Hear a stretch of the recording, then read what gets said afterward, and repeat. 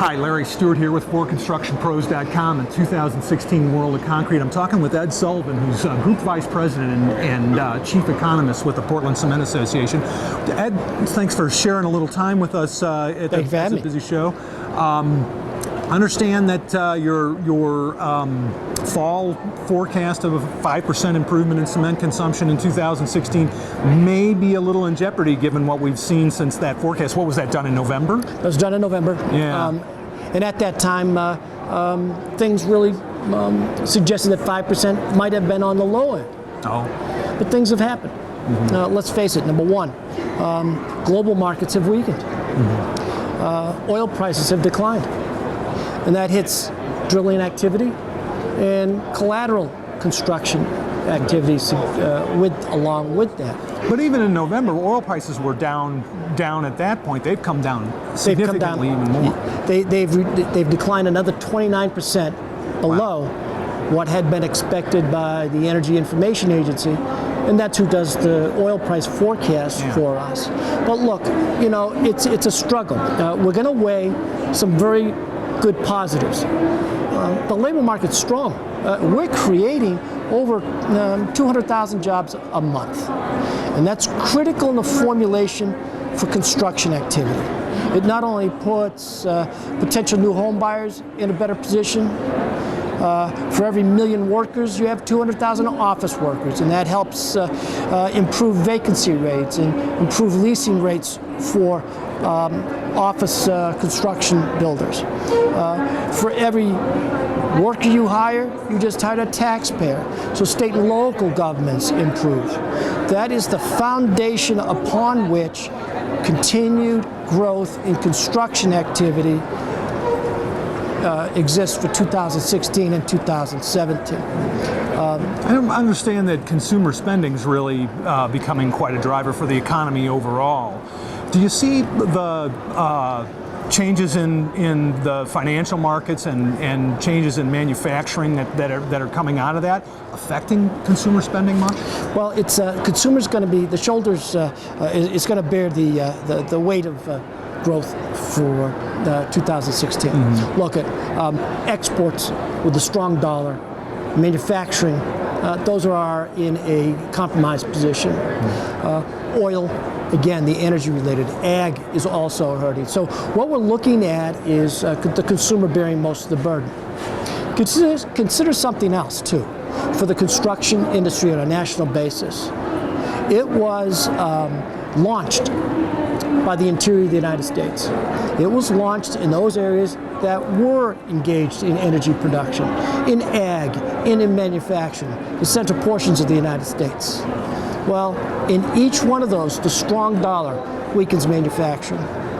The weaker export markets hurts ag. And the decline in oil prices hurts drilling and exploration. When we're looking at construction, increasingly, not only will the economy rely more heavily on consumption, but it will also rely more heavily on the coastal activity to drive overall national construction growth. Okay. Talk about the fundamentals. It's easy to focus on the things that are weakening, things that are where there's movement, and we've certainly seen an awful lot of that since the first of the year.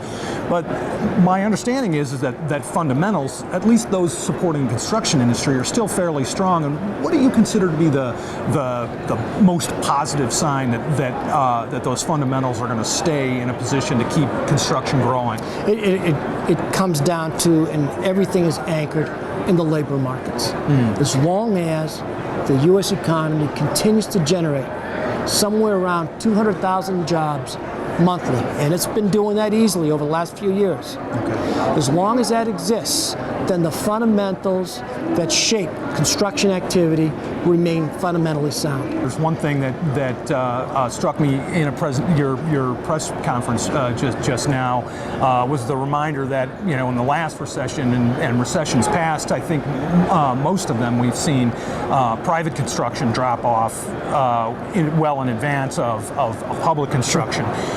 Is the slowdown in private non-residential construction that we are seeing over the last couple of months, is that any cause for concern that private construction might be starting to turn down? It is, and there's two other pieces of evidence that kind of go with it. Dodge contract awards have seen a 25% reduction in the last 8 months. Now, contract awards are the beginning of the process that eventually turns into construction activity. So that's very concerning. The second issue is the decline in cement intensities. Now, that's a concept where it's the amount of cement consumed per dollar of construction activity. And usually what that's, again, an indication of is starts activity. We do a lot in foundations, therefore starts has a big impact. That's often a precursor for decline.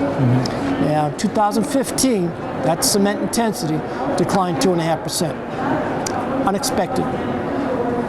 If you look at the decline we see in put in place non-residential, we see the decline in activity in Dodge, and we also see the decline in cement intensities. Those are three worrisome pieces. But look at again, I think it's out there. It's of a concern, but I go back. Those fundamentals still are rock solid at this point. Who knows? It could unravel. I think it would take some time for that to happen, and I don't think that would be a 2016 issue.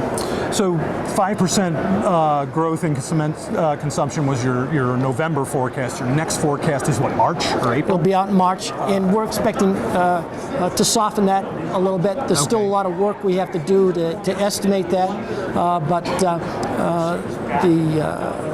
this overall softening in economic growth a little bit, as well as the lower oil prices, those will probably shave a little bit of growth off of where we see things. And I don't want to push you to commit to anything in advance, but my curiosity is, I mean, are we talking about a softening of half of a percentage point or 1.5%? I mean, I would say between 0.5% and 1%. Something. You know, so you're talking probably it's going to go 4 to 5%, something like that. I see. All right. Well, we'll be looking forward to that forecast, and we thank you so much for your time. Thank you very much for having me again.